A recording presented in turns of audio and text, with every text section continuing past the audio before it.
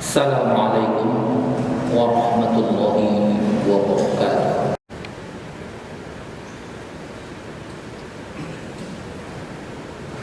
Alhamdulillahilladzi ja'ala fis samaa'i burujan wa ja'ala fiha sirajan wa qamaran munira. Asyhadu an la ilaha illallah wahdahu la syarika lah wa asyhadu anna Muhammadan 'abduhu wa rasuluh alladzi balagha risalah wa nasahal ummah wa addal amanah wa jihada fi sabilillahi haqqa jihadih hatta ta'al yaqin. Allahumma shalli ala sayyidina Muhammad wa ala alihi sayyidina Muhammad. Fa ya ayyuhal muslimun ittaqullaha haqqa tuqatih wa la tamutunna illa wa antum muslimun. Qala Allah Ta'ala fi kitabihil karim, a'udzu billahi minasy syaithanir rajim. Bismillahirrahmanirrahim. Ya ayyuhan nasu taqu rabbakumul ladzi khalaqakum min nafsin wahidah wa khalaqa minha zawjaha wa bassa minhuma rijalan katsiran wan nisaa wattaqullaha alladzi tasaaluna bihi wal arham innallaha kana 'alaikum raqiba. Wa qala Allah ta'ala aidan zaharul fasadu fil barri wal bahri bima kasabat aydin nas ila akhiril ayat. Shadaqallahu azim. Ma'asyiral muslimin jamaah Jumat yang dirahmati Allah, mari sejenak kembali kita tundukkan kepala kita di hadapan Allah yang maha menghidupkan, mematikan, yang maha menentukan takdir. Ubun-ubun kita semua ada dalam genggaman Allah. Nyawa kita ada di tangan Allah. Kapan saja Allah berkehendak mencabut nyawa kita, tak ada yang bisa menghalanginya. Karena itu patut kita sadari hidup ini adalah seperti satu titik dan satu detik. Satu titik adalah jasad kita ini. Jika dibandingkan dengan bumi Allah yang luas ini, kita hanya seperti satu titik saja. Betapa kecilnya kita dibanding bumi Allah yang luas ini. Usia kita pun seperti laksana satu detik saja. Dengan usia bumi yang sudah tua ini, yang sudah jutaan tahun, kita yang masih rata-rata 50, 60, 70 dibanding jutaan tahun, itu seperti satu detik saja. Konon lagi jika usia kita yang cuma 70 tahun di dunia ini dibandingkan kehidupan akhirat yang unlimited, yang tak terbatas, bukan 100 juta, bukan 1 miliar juta, tapi tak terbatas, karena akhirat itu adalah kekal. Dibandingkan dengan usia yang cuma 70, betapa usia kita cuma satu detik saja. Karena yang cuma satu titik dan satu detik itulah setiap kita harus memiliki keimanan yang besar, istiqomah yang patut kita pertahankan sampai akhir hayat kita, bahwa iman, takwa itu adalah modal yang tidak bisa dibandingkan dengan apapun. Dan itulah yang mau kita bawa mati nanti. Ma'asyiral muslimin jamaah Jumat yang dirahmati Allah, pada kesempatan ini khatib akan menyampaikan khutbah dengan tema akhlak kepada alam lingkungan di dalam Islam. Lingkungan itu adalah tempat kita tinggal. Masjid adalah bagian daripada lingkungan di mana kita sujud di dalam. Dimanapun kita berada, disitulah tempat sujud kita. Jadi alam ini adalah tempat sujud. Alam ini adalah masjid besar. Apakah kita di laut, apakah di daratan, atau di gunung, itu adalah tempat sujud kita. Alam ini adalah suci. Alam ini adalah hidup. Kemanapun kita berada, alam ini akan menjadi saksi apapun yang kita lakukan. Makanya jangan melakukan hal-hal yang menzolimi siapapun, karena ada banyak saksi. Lantai yang tempat kita sujud akan menjadi saksi bahwa kita pernah bersujud di hadapan Allah. Karena itu disunnahkan kalau kita sholat itu pindah-pindah tempatnya, supaya semakin banyak yang akan menjadi saksi. Dari rumah tadi kita menuju masjid, banyak yang kita lewati, itu akan menjadi saksi juga. Pohon-pohon, batu-batu, tanah, semuanya menjadi saksi akan perbuatan kita. Insya Allah sampai akhir hayat kita, semuanya alam ini menjadi saksi akan kebaikan-kebaikan kita. Sebaliknya kalau perbuatan kita buruk, yang lain pun akan menjadi saksi. Kalau kita banyak menzolimi orang, membohongi orang, menyakiti perasaan orang, hidupnya kotor, memakan makanan yang haram, hidup kotor, tidak bersih, itu justru menjadi saksi akan perbuatan buruk kita. Berapa banyak kata Rasulullah SAW orang yang disiksa di dalam kubur, itu karena gak peduli dengan kebersihan, hidupnya jorok, kotor, istinjanya tidak betul-betul, akhirnya disiksa. Jadi bagaimana ukuran keimanan dan ketakwaan seseorang itu? Bagaimana dia menjadikan alam ini tempat dia bertafakkur, tempat dia bertadabbur, menyadari alam ini suci, alam ini hidup, alam ini juga beribadah sama dengan kita manusia. Itu yang disebutkan Allah dalam Al-Quran, sebagaimana yang selalu kita baca. A'udzubillahi minasyaitonir rajim. Bismillahirrahmanirrahim. Sabbaha lillahi ma fis samawati wa ma fil ardh. Bertasbih, semuanya memuji Allah. Semuanya bertasbih. Pohon-pohon, lautan, air, gunung, semuanya bertasbih memuji Allah.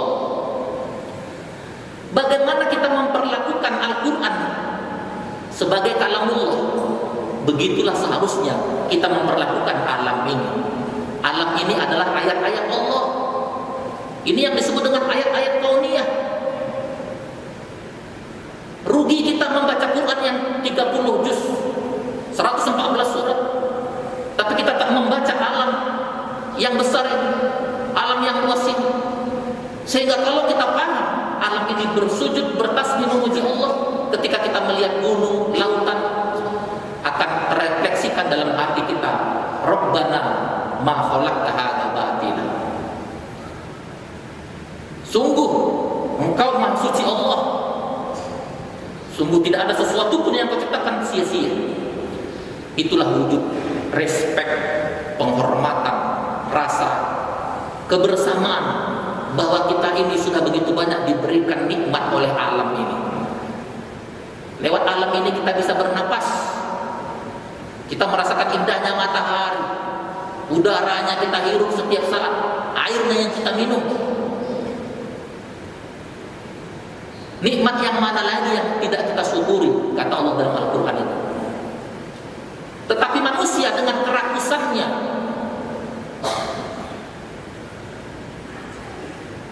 seolah-olah tidak ada lagi jenis makanan yang pantas untuk dimakan. Mereka memakan apapun yang mereka makan dengan sesuka hati mereka. Bahkan ada yang memakan hewan hidup-hidup, cacing-cacing, ular hidup-hidup, tikus, lipas, serangga dimakan. Betapa rakusnya manusia. Pantas saja COVID-19 itu datang karena kerakusan manusia.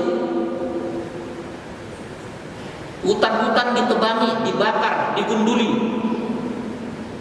Yang seharusnya virus-virus hinggap di pohon-pohon, karena sudah jutaan hektar hutan yang ditebangi, dibakar, akhirnya virus hinggap ke manusia. Ini yang disebutkan Allah dalam Al-Quran itu telah nyata kerusakan di daratan dan di lautan, itu akibat ulah tangan manusia yang kotor ini, yang zalim ini, yang rakus, yang tamak. Tentu kita kembali harus bertafakur apa yang sudah kita lakukan kepada alam ini. Kok tidak kita sucikan dia, padahal dia ayat-ayat Allah, padahal dia memuji Allah juga. Kenapa kita tidak bersedih dengan alam yang terus terdesak, didesak terus alam ini karena kerakusan manusia? Sebenarnya alam ini mampu memberikan kebutuhan kita, cukup dia. Tapi nggak cukup untuk memberikan manusia yang rakus. Kalau tamak, nggak ada kurangnya, nggak ada cukup-cukupnya, semuanya mau dihabisi. Masyaallah muslimin jamaah Jumat yang dirahmati Allah. Makanya kesalehan kepada lingkungan ini menjadi salah satu tujuan tertinggi daripada syariah. Bayangkan kalau kita terancam oleh banjir, terancam oleh virus, terancam oleh gempa. Tujuan tertinggi syariat nggak ada yang bisa kita lakukan. Agama kita terancam, orang takut ke masjid. Nyawa kita terancam, hifzun nafs, hifzul akal, akal kita terancam. Bagaimana kita mau membuat diri kita cerdas kalau kita takut keluar rumah? Orang jadi jarang berburu. Bagaimana orang mau membaca buku kalau nyawanya terancam, hartanya terancam, agamanya terancam, anak keturunannya terancam? Karena itu kesalehan kepada lingkungan ini sama pentingnya dengan sholat, sama pentingnya menjaga nyawa, menjaga harta, menjaga jiwa. Tapi tidak banyak orang yang mempraktikkan kesalehan kepada lingkungan ini.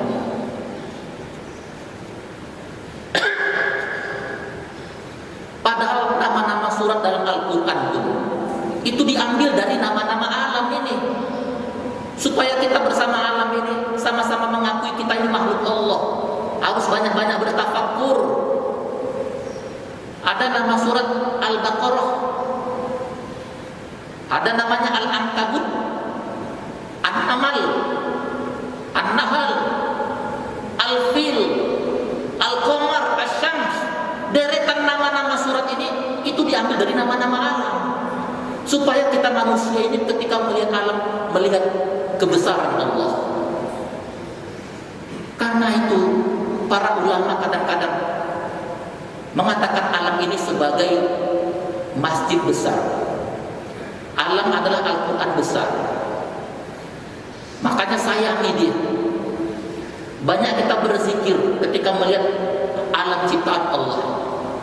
Itu adalah bagian daripada kesalehan pada lingkungan. Jangan hidup boros, hiduplah bersih, hidup hemat. Itu ajaran agama kita.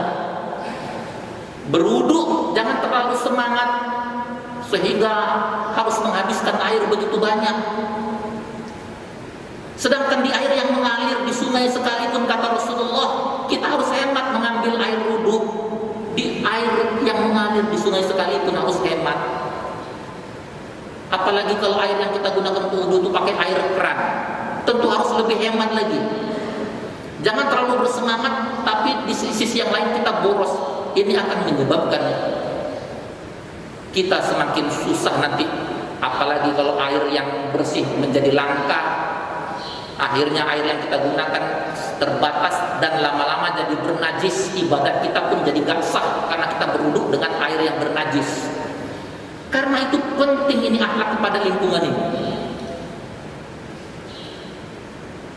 Ada orang buru-buru mau sholat, tapi parkir kendaraan nggak benar-benar, orang terganggu. Itu egois. Seolah-olah ibadah mahdoh dipisah-pisahkan dengan ibadah ghairu mahdoh. Memparkir mobil itu ibadah juga, ibadah ghairu mahdoh. Jangan kita egois. Mentang-mentang mau ibadah, kita nggak mau urusan orang, nggak pikirkan urusan orang.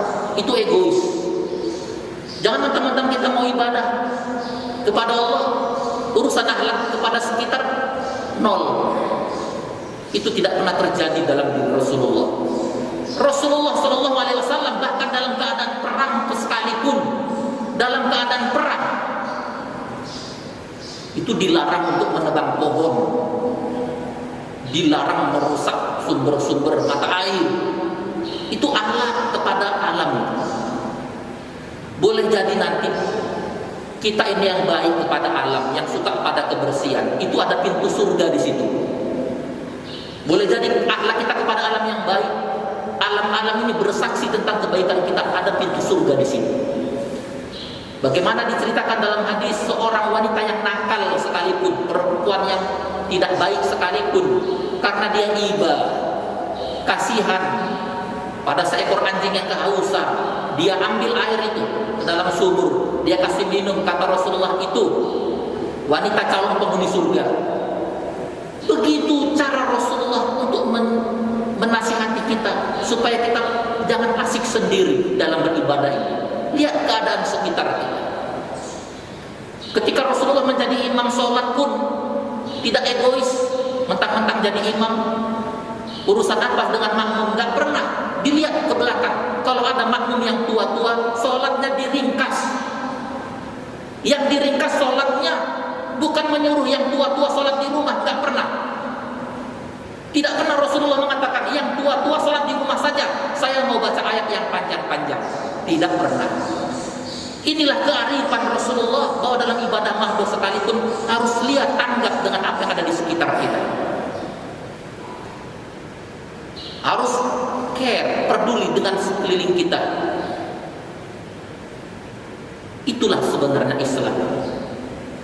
Betapa Rasulullah pernah marah besar ketika ada sahabat yang, dua sahabat duduk di atas punggung onta, bercerita sesuatu yang tak penting, kesana kemari bercerita. Kata Rasulullah, kalian turun berdua. Kalau mau cerita jangan duduk di atas punggung unta, itu akan menzolimi dia. Cari tempat lain, jangan zolim kepada hewan. Bahkan ada ceritakan dalam sebuah hadis, orang yang ahli ibadah sekalipun, karena mengurung kucingnya nggak dikasih makan. Akhirnya kata Rasulullah, itu contoh penghuni neraka. Padahal ahli ibadah, hanya karena urusan tidak menjaga kucingnya, ahli neraka. Jadi banyak kunci-kunci surga, tapi kita membuangnya. Kita membuang kunci surga yang begitu banyak. Kita kadang beribadah tapi egois. Itu terjadi bukan hanya di Indonesia, terjadi di Australia, terjadi di Amerika. Di Australia, di Amerika kejadiannya sama. Setiap mau sholat Jumat, parkir sembarangan. Dikasih peringatan, jangan parkir yang mengganggu orang lain. Tapi ketika diingatkan, dia bilang, saya mau berjumpa dengan Tuhan saya mau beribadah. Urusan apa kalian ini mengingatkan saya? Sombong. Mau beribadah pun sombong. Akhirnya ada itu di Australia, ada di Amerika, sholat Jumat dilarang. Gara-gara urusan parkir saja pun nggak benar ini umat Islam. Ini kesalahan kita.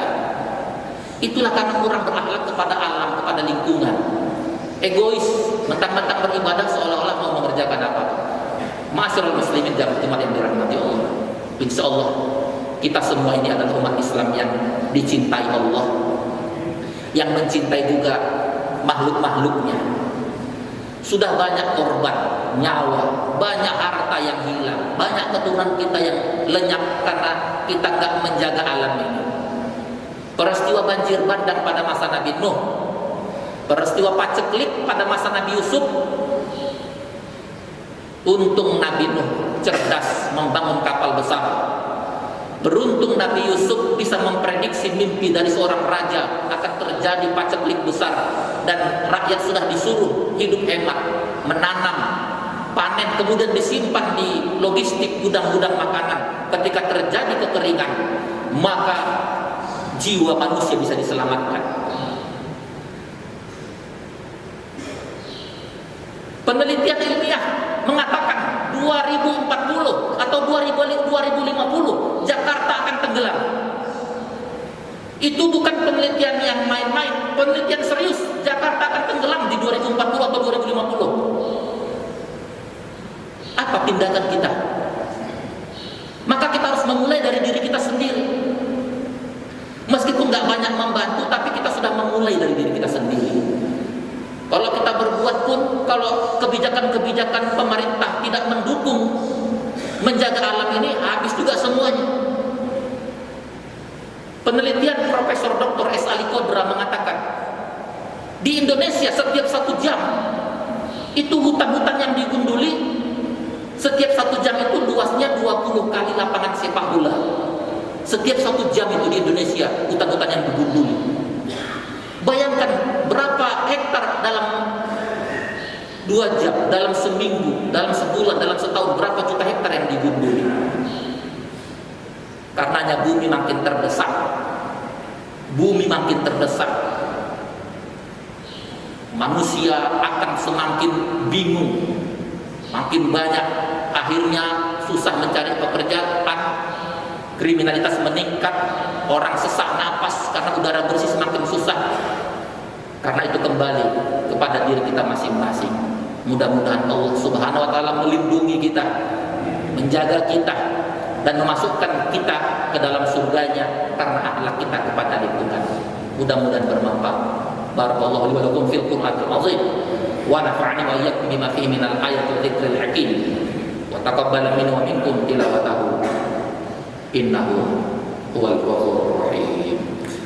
Allahumma shalli ala sayyidina Muhammad wa ala ali sayyidina Muhammad.